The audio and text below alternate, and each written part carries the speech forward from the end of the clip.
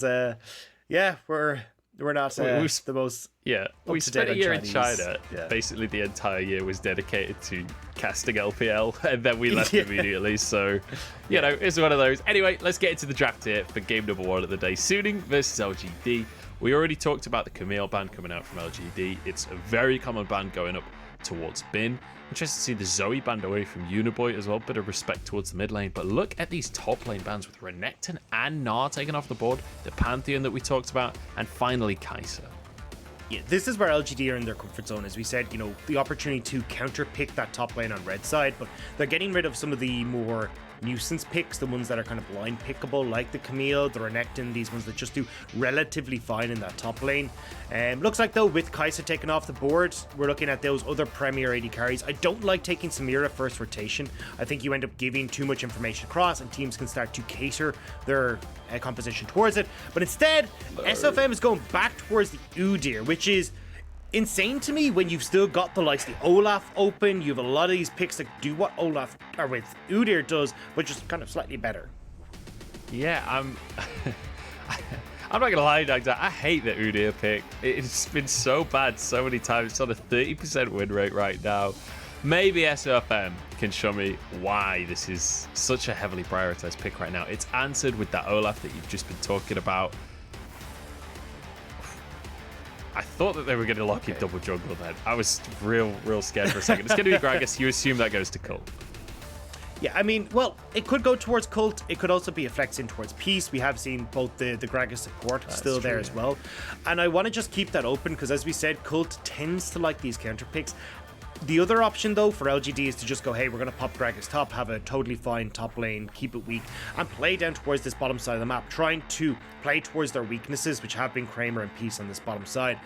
However, Bin has opted in towards that Aatrox real darn quick, and this is a matchup that does reasonably okay for the Aatrox, but Gragas can look to just try and survive and sustain through it, if we are seeing that Gragas versus the Aatrox in the top lane. Yeah, could see something like a Twisted Fate maybe in the mid lane as a final rotation here from LGD. That's been one of the more popular mid laners with the Zoe band, but also Azir has been climbing in popularity. So definitely a few options available. It is going to be the Syndra. The reason I didn't mention Syndra is you can see that win rate there, 32%. Yeah. It's been picked a lot. It's not been doing so hot. Yeah, and it's mostly been into picks like the Orianna that are like, hey, look, we're just going to match this farming style and I'll have a more impactful team fight later on when I get towards those 2 to 3 items. However, when I look at the rest of this draft now, LGD looking to ban away those AD carries, because when you look at neither side having those AD carries, you get first pick for LGD, you can take that Xayah for yourself. You've set up a pretty strong front to back team fight right now, so why not just opt in towards having this Xayah that can follow up so well with the likes of this Syndra in these team fights. We could end up with a bit of a spicy draft though here, Dagdo, because there's 2 AD carry bans coming through already. There's a Samira ban. If something like the Xayah's banned as well, well, we end up basically going back to preseason where like Jhin and MF are the primary AD carry choices. Yeah, and I'm curious to see kind of what the call here is. I feel like if you end up with this Jhin versus MF can do really well into that composition, and it kind of pigeonholes you to a certain extent as well. Specifically for LGD, if you are going to go for the Jhin here, you can still go for the Xayah, as we talked about, but if you go for Jhin, very much opting in towards this long-range, more pick-orientated composition, or you can go for the Xayah and go more towards these team fight styles. So, looks like with the Xayah over there, we are going to get Kramer onto the Xayah, and it fits Kramer a little bit better, a champion that he can farm up and have these big impacts in the team fights. So for Suning, I imagine you fall back here towards either the MF or that Jhin that we were talking about, but I think personally the MF would do a lot more for them. Just having those slows that can enable the likes of these Aatroxes and the Udyrs to get into team fights and providing that big ultimate. I forgot Senna existed. Yeah, we forgot about Senna. Senna's insane right now. How do we forget about God. Senna? Forget Misfortune, forget Jhin. It's a clear, obvious Senna lock in here. We're expecting Kraken Slayer Rageblade. Like, this is completely dumb. look, it's still early in the morning here. My coffee hasn't kicked in fully, all right? So give us a little bit of a break. Yeah. But yeah, I mean, look, this is perfect now. I mean, I love this. You offer a little bit of CC. You can offer some healing as well towards that front line. It works super well in setting up dives on this top side of the map with the Udi and the Aatrox as well by having that ultimate. And you've got the Seraphine paired with it as well. This is such a potent bot lane. And now you're actually in trouble as LGD on this bottom side of the map because Xayah isn't the longest range AD carry. It looks like she will be paired with the Gragas on this bottom side as well, but a lot of poke here that's going to come through on the Suning side that you just don't really deal with for the LGD bot lane. Ooh, Colt locks in the Fiora. We said these top laners want to go ham. They want to dominate this lane phase, and Fiora can definitely do that against Aatrox, but it also means that Gragas was the flex pick we talked about, goes down towards Peace as the support pickup. Against that Seraphine who doesn't have any mobility spells, Gragas could certainly find picks. He definitely can if you get the attention from Koi, but the amount of poke and healing and shielding and everything that comes in from this bottom lane, it's really difficult to try and whittle them down and actually deal with. So as long as Swanfang and On are playing safe, I actually give them the advantage in this lane. And certainly when we look towards team fights, like the biggest issues that we've had with the likes of Aatroxes and Udyrs is they don't really get in. They're struggling to set up team fights because they're just going to run you down. Well, you've got a Seraphine now that just uses them as this extender tool for her ultimate to set up perfectly for these team fights. So I love the Seraphine lock in here. It just covers a lot of the weaknesses that I was seeing with the composition from Soon. We'll see how these compositions are going to pan out. I'm not going to lie, Dexter, my mind drifted a little bit there while you were talking, and I realized that you can combine the bot laners' names from Suning to create Huanfon, which I think is a hilarious name. But then on the other side, I then combined the names between Kramer and Peace, and I got Crease, which is a little bit less of an appealing name. But there you go. That's the couple names for the bot lanes. That's my incredibly valuable input into this conversation. Certainly looking towards the top lane as right? We sub. Say that again, sorry. At least it's better than Krantz, Chance and Kramer. That's true. Krantz ain't that good, but Crease ain't much better. We're jumping onto the map. Let's reset the stakes of why we're here, what's going on today. Suning in the middle of the table right now. If they can get themselves a win here, they'll be even on their win-loss. They'll be able to move towards the actual center instead of being sort of low middle as they are right now. LGD, on the other hand, they're yet to get a win. They could really do with something, and this is a Suning squad in their current weakened state. So maybe this could be the opportunity for LGD to finally start getting themselves something on the board. And I think in this game as well, we're going to see a lot of pressure up towards this top side to try and get that first win for LGD. Like, your win condition for this game is pretty much this Fiora, where you want to get her up and running, get her split pushing, try and be a menace in these side lanes. And yeah, you've got like a strong wave clear and you've got a strong 4 unit that can work together on the LGD side, but certainly expect Koi to start on this bottom side and path up to this top lane, potentially even try and split the map on his second rotation just to make sure that you've got as much resources given towards Colt to abuse the favorable matchup that he has. Yeah, and you expect that from both Koi and SFM. As you can see, they've started on the bottom side. Importantly, neither of the bottom lanes leashing for their junglers here. So the information will be on the side of Suning because they've got a ward deep on that red buff. So they've got a slight informational advance. You say that, but actually Colt did a really smart thing there of walking in, checking that blue buff just before he went to lane. So they know that you're not starting on that top side. So LGD actually have just as much information as Suning, and it's going to be a case of how do you play around it. Now, both junglers, they'll be able to clear pretty even Steven. Both Udyr and Olaf have some insane clear speed. So when we get towards this top side, they actually could match. And I think it's going to be a little bit more about Uniboy being able to push in this mid lane, having that priority, and being able to play towards Olaf, towards the Fiora, and trying to secure that early scuttle for Koi. We could well have a little bit of a scuffle, if you will, in that top river in a couple of minutes' time once the junglers have finished clearing themselves up. You do expect Angel to be one of those mid laners, though, that's a little bit slow to start, not necessarily the best at finding these early skirmishes and finding advantages off of those. It's usually the guy that's playing things like the Azir and the Kassadin that wants to scale up towards the later stages of the game. So I'm curious whether or not we're going to see Suning participate or whether they opt out of those kind of skirmishes. Yeah, I think for the early stages, Suning are going to be trying to kind of back off a little bit. You can, as SOFM, play down around this bottom side with a lot of poke. They will have the advantage in lane parties. You can see right now the amount of poke that's going on to Kramer and Peace is so difficult to deal with. At least as Peace you can sustain a little bit, but as Kramer, that damage is going to stick. So expect Suning to try and play around that with SOFM. But you can see mid here, this is what we're talking about. Uniboy is roam. This is really greedy from SOFM. Doesn't get the smite, instead he just runs at Uniboy. And now Angel's hit, but he doesn't have any mana, so SOFM's actually in trouble here. Ghost has been used, and he's gone! He's out of there! It's SOFM. He's just sprinting across the map. Yeah, and he will get down towards this second scuttle as well, so won't be fully denied off of them, but very greedy from SOFM trying to go for that. We just said, like, Uniboy will have push. He's the one that can have control, and they do manage to push him off that top side scuttle. However, bot lane is... I thought I was seeing On go very aggressive. I thought we were going to get a little bit more off of that play. Look, whatever I said about Udyr's win rate, you can't deny that he's at least entertaining to watch when it comes down to just shenanigans, you know? Him just running around in these fights. He'll zip into the fight, get us done, zip out again at 100 miles an hour. It is hilarious to watch. Yeah, and as well, like, you'll be able to zip over towards these dragons, especially when you're looking at Huanfeng and On, who are so aggressive in this bottom lane. Look at Kramer's health, like, he can just go get his reset, go straight down off the reset in towards these dragons, and then it looks like with this clear, the camps will be a little bit late in spawning, but should be okay. Oh, good flash from Peace, though. Huanfeng has to respond with his flash and his heal. Root comes down, so Huanfeng will get a couple of free hits, and hilariously, that's almost a one trade for Suning when you look at the 3 summoners that we used from LGD, and then you calculate the damage as well. Huanfeng kind of won. The big thing is, though, it sets up a repeat gank for Quay. If he can actually get down here, get the gank off again, especially when you're looking at that level 6 that's going to be creeping in for Peace relatively soon that we talked about, that's where you can try and find these advantages. However, SOFM is doing a really good job here, getting in towards this top side, making sure that he's able to steal away these camps and punish Quay for going for that bot lane play.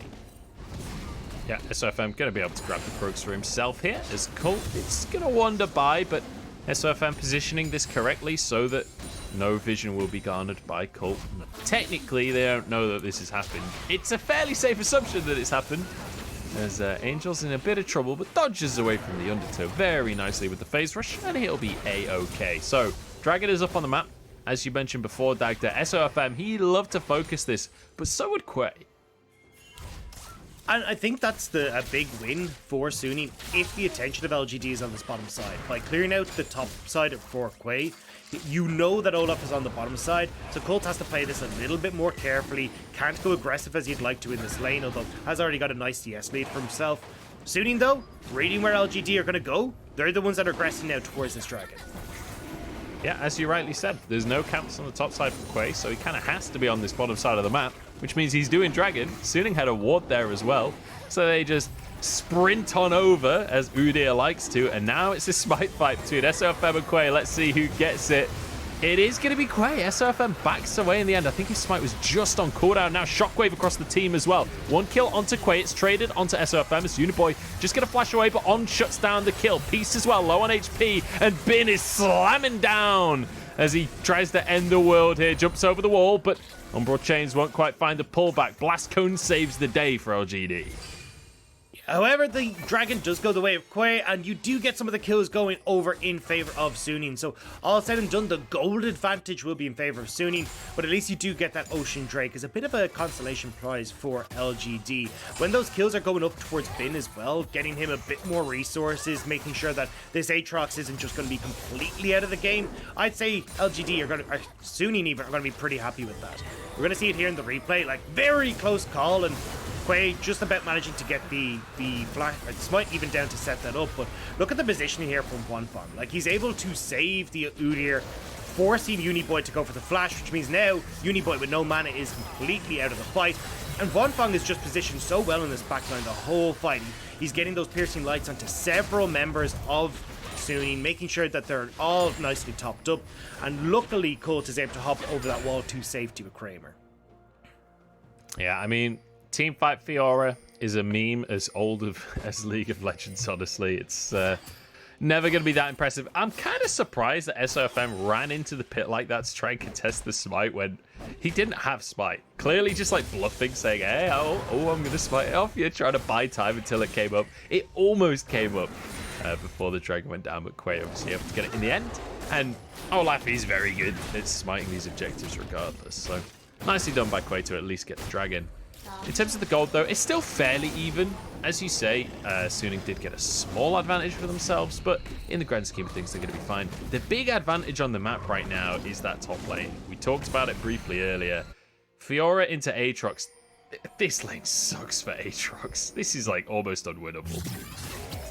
Yeah, and it's going to just keep going this way. It's not going to get any better for Bin at any point in time. But I'd love to see LGD turn that advantage in towards this Rift Herald. Because when I look at that bottom lane, I've got the Seraphine and the Senna.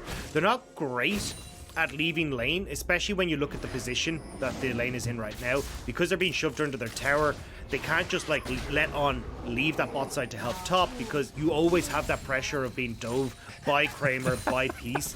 So they need to shove that wave out, which delays a lot of time before Suning's bot lane can interact with the top side of the map. Okay, that's not a good example of how those trace events go. Here we go. Quay stunned up by SOFM, who is just railing on the Viking. What is that? In goes Bin to finish the kill. And Quay is just spamming question mark pings on this Olaf, on this Udyr right now, wondering what on earth just happened to his health bar. That was so much damage. And a tank Udyr to beat as well. But Udyr, very strong. Yeah.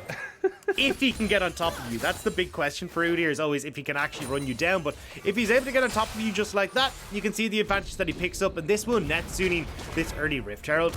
And again, this is Suning starting to grow that gold lead. They're getting the kills on towards this top side, resetting Bin, getting him relevant in this game. And now they can use the fact that you've got this Rift out to crack open any of these turrets as well. I imagine they will try and use it towards Bin in the top lane. Again, the Suning early game plan very heavily revolves around Bin at least having an advantage and getting out of lane. So I think we will see SOFM trying to use that advantage as Bin chips away at this turret. Yeah, Bin will find himself a bit of an opportunity here with that pickaxe to do some damage. The fact that Bin is ahead in this lane is pretty unfortunate for Colt, because Colt hasn't died yet. his jungler is coming up and griefing him a little bit. As SOFM, it's going to move towards the bottom side of the map. Next Drake coming up in 50 seconds, Dagda. And obviously Quay was able to smite the last one. SOFM has smite available this time, and I think he's going to be a little bit more ready. Yeah, I think LGD might be in a better spot this time around because there's no TPs that'll be available on LGD or on Suning's side. You don't really want Cult to be involved in these dragon fights. You want the to have that 4-man unit use it, but SOFM, Jesus. Scat of the week will not stop him. He just runs in. What can you do against the bear, man? He just sprints you down. He's not afraid of your CC. He's not afraid of your damage. Yeah, and that's why we saw Ender talk about it over in LEC. He's a much bigger fan of Ghost on the Udyr, because with that chem tank and with Ghost, you will chase down anybody. He just runs into lane, ignores the knockback, is like, you know what, this slowed me for maybe 0.25 of a second, and is still able to kill Uniboy. But now for Suning, we were just about to say, hey, LGD's 4-man squad is pretty strong. They have the potential to maybe fight against Suning, but when you've got Uniboy who just gets picked off, Suning should have been able to turn this into a dragon, but SOFM is backed away. And Suning may not be quite in a position. Now, the big thing here is Kraken Slayer completed for Huanfeng. So he's going to be pumping out a heap of damage. Auto Q auto from this Senna will automatically stack that Kraken Slayer. So LGD now having this priority in the mid lane. You can see SFM recalled, which means LGD have an opportunity to just go for this Drake here. They don't have their AD carry. Kramer is just on the way. You can see him at the very top right of your screen. On and Huanfeng are well aware that this is going on, but can they actually contest? 2,000 on the health bar. Quay just wants to burn this one down, get the smite, but there's the charm onto the team here. Suning want the team fight rather than the Drake. But there's a Viking there. Kramer's jumped over the wall. On is forced out of the fight and taken down with one more auto. The blast comes out from the railgun though. Double kill for Angel in the meantime. And Kramer, oh no. You've got a little bit deep for this one, haven't you? He's suddenly realized that he's in the wrong place, but maybe it's Huanfeng that's caught. Flashes out away from the knockup. And now there's a TP. Here comes Bin. The fight has been long enough that the top laner TPs come up once again. Featherstorm can't save you now. And again, it's another team fight victory for Suning. LGD just have not been able to set themselves up right for any of these fights. Kramer is trying to get the damage down, but it's only onto the support and Colt. Messed up the riposte a little bit. Angel doesn't have any mana, so that was just 1v1. But let's just quickly check the scoreboard here for a second, Dagda. Spin now on 3 kills. Angel as well after a double kill there. He's 4-1-3. Angel's getting huge. I question whether he'd participate in these early skirmishes. He's more than showed up. Yeah, and I honestly thought that LGD would be able to play better around the advantages that they had in the mid lane, and certainly around this bottom side as well. I thought when we got 2 skirmishes, the CC that both Kramer and Peace provide would do work, but unfortunately, these skirmishes have not worked out for them at all. And from that early dragon fight, Bin has just been able to pick up a bunch of kills, so he's not falling behind in relation to Colt. You've got Angel, who's absolutely huge. This Kraken Slayer already completed for Huanfeng, and the scaling is on Suning's side, especially if Huanfeng goes towards this Rageblade build. He just infinitely stacks AD off of his passive. So this means that Huanfeng will be infinitely scaling with his damage in these fights. And there it is, the Rage Knight picked up as well, so we are going to get that Rageblade build. Alright, let's take another look at the action, because obviously Quay was focused on the Drake while the double charm comes in. And then it's a nice easy shockwave at that point for Angel. Yeah, but look, at the start of that fight, Kramer was in bot lane. Like, Kramer's not in a position for this dragon, and this is just miscommunication by LGD across the board. And Kramer not moving out of that bot side means it's essentially a 3v4 that actually turns into a 2v4 because Quay is so preoccupied with the dragon.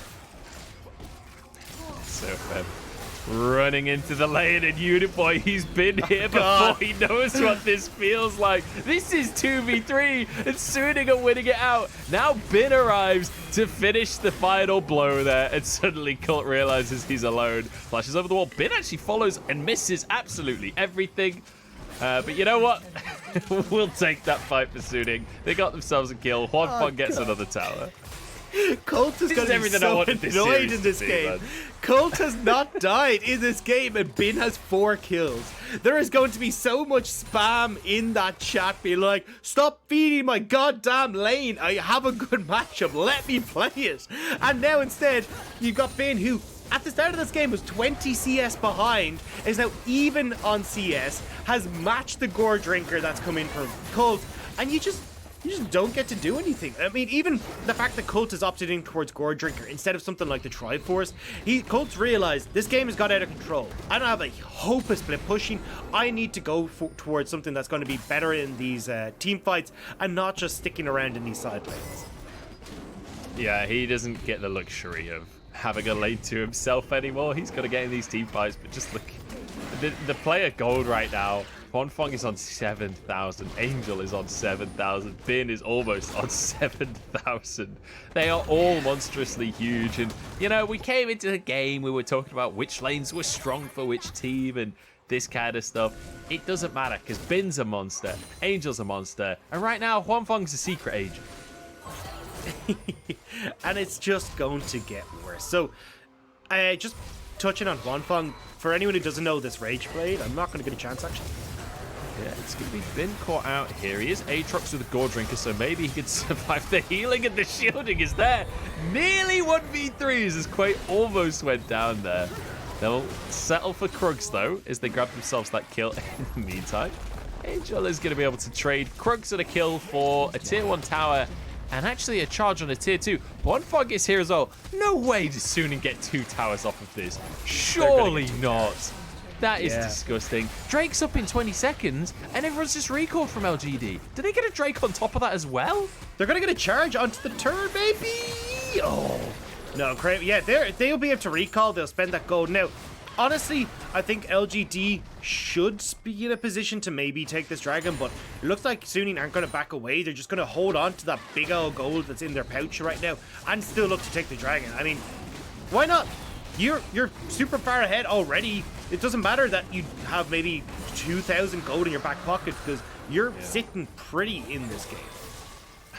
It's not often that you see a player like this where LGD got a pick there. They didn't lose a single person, but off of the back of LGD's pick, Suning got 2 towers and a dragon.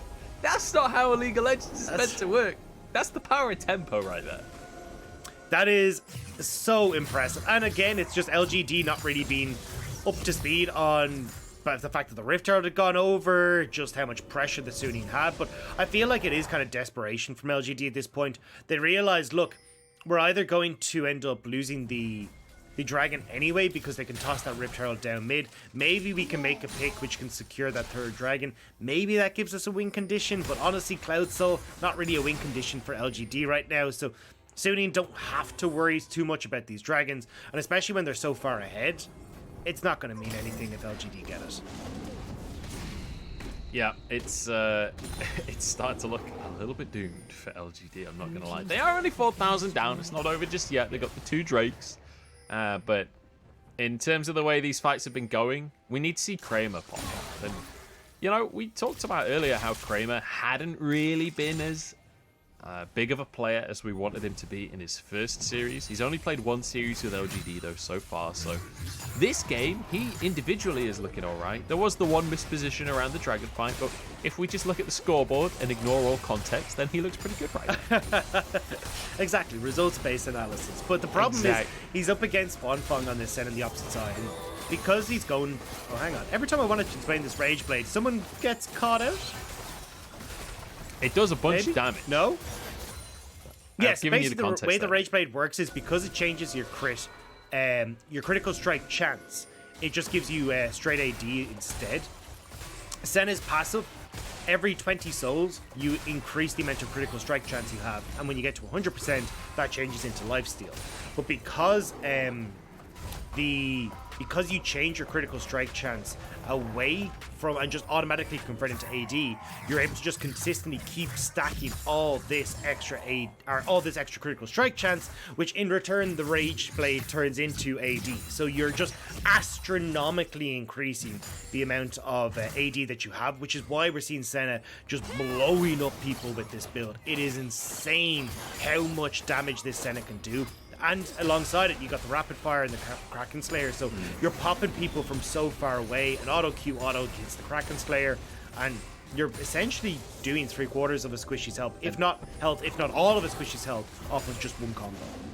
And a really important, quite a nice little tech that we're seeing from Bonfong is he's going for the Rage Knife, which is like Rage Blade for kids TM, and then he's gone straight into the Rapid Fire Cannon. So he gets all of the attack speed and the extra range from the Rapid Fire Cannon, but he also gets that all-important AD passive from the Rage Blade. SOFM has walked in, but he's Udyr, so he's fine. As Ragnarok charges on towards On, but there just isn't any damage there. The Charm, just in case Uniboy tried to push too far forwards. And quite suddenly realizing that maybe this Udyr is a good pick. Maybe the 30% isn't an indicative statistic. Yeah, I mean, if you play it right, it can be good. I mean, the biggest issue that we talked about it the last time we saw Udyr was he's just not being played correctly, but Angel, that was close. Angel with a nice Sonya's there, flashes away from the follow-up from Uniboy here. Colt has teleported in, Shockwave onto Peace, there's a railgun to boot as well, and Peace is just kicked out of the fray. But this is not as peaceful as he would like right now, because Suning, they're waging war with the Baron down to 1,000. They're going to be able to smite this one away. Remember, Quay died before the fight began. Now Suning, they want LGD as well. I don't know why LGD stuck around for this one. Bin is happy to be the front line, happy to tank them up as Colt has to try and dash away from the fray. SOFM wants the flank. He wants to find the stun, but I think LGD have backed away correctly. Yeah, they end up getting away from that, but at the end of the day, you still get the Baron going over towards Suning. They're still stacking and racking this gold. And when you've got the Dragon in 30 seconds, they can run over towards it, just add another one to their belt. But ultimately what they're looking to do now is start to spread out. Have bin pressure on these side lanes, group up as a 4-man unit, and have SOFM kind of play a near dive potential with the Udyr to just start taking down these side lane structures. Yeah, I mean... There is no near dive at this point. Yeah. We saw SOFM comfortably dive at like level 4. Now he's level 13. I don't think he's afraid of towers anymore because he's got a good amount of armor in that inventory as well. And I mean, Suning, this is just their map. They can do whatever they want. They can take the Drake if they fancy it, but it's only a Cloud Drake. They've only got one of them so far. It doesn't really matter to them. They want some towers with this Baron buff. Yeah, Colt, though, is pushing in pretty heavily on this top side. So, at least for the moment, LGD do have an advantage in that they can try and operate this 1v1 against Colt and Spin, but they're losing their inhibitor Terra forward, and they cannot push these guys off. There's so much healing from Hwanfeng. And also the range from Hwanfeng. Remember that Senna's range scales with those souls as well, so Hwanfeng just gets scarier and scarier. Senna is amazing in his siege. As you said, the sustain she gets from the Q, but also the range and damage she can do to the towers. It is honestly one of the perfect siege champions. And down the tower goes with the Baron buff. They're easily able to clear that one through. Looking for the inhib now as they show no signs of backing away just yet. Peace is trying to find an engage here. So I'm just threatening Uniboy, just stepping forward, standing in bear stance. It's like how you have to deal with a bear, right? When the bear's coming at you, you got to look big and scary and bash it on the nose. And if it's a black bear, it'll run away. If it's a grizzly bear, it'll maul you, just like SOFM is to LGD. They got the wrong bear. They just didn't read the pamphlet correctly. And they should have played dead. Yeah, well, they kind of did there. I mean, Colt stayed in that bottom lane. He wasn't coming across. They tried to look fearsome, but also kind of play dead because they didn't really want to fight. And Colt now will spot SOFM on this dragon. Angry dead. Pretty sure that's a film. But yeah, this is domination from Suning, and honestly, this is what I wanted to see from Suning. Like we said already in their series against OMG, they needed to build that confidence. They needed to do the same here against LGD because their upcoming games are against EDG, JDG, and IG. And sure, JDG are looking like very much a weakened version of themselves, but with the Suning that we saw at the start of the split, they need to have themselves on point if they want to be able to go up against those three teams. So the fact that we're seeing SOFM having much more impact in the early stages of the game, actually getting into these lanes, you saw those early ganks towards the mid lane, that's exactly what I wanted out of Suning, because their early game stats have been abysmal. Like SOFM has some of the lowest kill participation of any jungler, actually has the lowest, kill participation of any jungler. Their gold difference of 15, they're like down 390 gold. Their overall objective control is some of the worst in the league, but over the last two series, we've seen them kind of wake up and start to go, hang on a second, we can play this early game through SOFM. We can get these big objectives for ourselves, and we can look clean like against teams like LGD. Yeah, that is true. They are playing against the worst teams in the league. SOFM's been caught here, and Kramer will grab himself a kill. I don't want to overhype Suning too much. As the unofficial Suning hype man, I do want to temper myself because they got the win that they looked so strong in was against against OMG, who are currently in 17th place. Now they're currently playing against LGD, who are in 15th place. It's not, you know. I want to wait and see if they can get a win against a more significant team before I'm willing to jump on the hype train. But I definitely agree with what you're saying. I'm not saying I'm on the hype train. They are bringing a strategy to the game. They are winning. Yeah. I mean, with the last games we saw from them at the start of the split, they were literally doing nothing. Like, SOFM was not interacting with the lanes. He was just farming. And although, obviously, this is a lower place team, the fact that SOFM is playing aggressive on this Udyr, they are starting to get some of these objectives, although, honestly, a little bit late into the game, but still, at least there are some positive signs, rather than, Suning kind of just doing nothing and hoping that Bin doesn't get camped in the top lane and they can hit the mid game in their stride. And hey, on the other side of the board as well, we said we wanted to see something from Kramer. He is 4-1-0, and he did overextend for the kill during the dragon fight that one time, but aside from that, he's actually played well. Obviously, Xayah loves these kind of comps that want to run into you. As Colt wants to run out of the situation, but I don't think Bin is going to let it. The flash from Bin dodged away by Colt. Nice little dash there as the emotes start to come out. I think Colt's out from this one, though. Here's Fiora at the end of the day, so many dashes. But here comes SOFM. You think you're fast, Colt? Take a look at the bear, man. Here comes SOFM trying to chase them down. But there's a Ragnarok as well. SOFM actually can't get them. Shockwave goes on through. Angel's gone too deep for this one. Maybe LGD can actually win this fight. Chop across the team, though, and Bin is here to prove that I'm a liar. In they go, down the health bars fall, and LGD, they just don't have the gold. They don't have the items to be able to contest with the World Ender himself. Bin wants a little bit more as he runs for Peace. Nobody can survive the onslaught, says Bin. And Peace just about gets onto the fountain, as Suning will end this game. Yeah, a very convincing win from Suning, and you kind of saw it from that very first Dragon fight. Suning took control, and they didn't let go. I feel like playing Senna is like, it's like the AD carry's vacation, isn't it? You don't have to be the AD carry. All you have to do is just auto-attack anyone that comes in range, throw a W every now and then, and just mash your Q and R on cooldown, and you're pretty much going to be MVP of the team fight. Everything will look amazing in the stats. Is that not what AD carries do anyway? It's what Sivir does. It's what Ashe does. But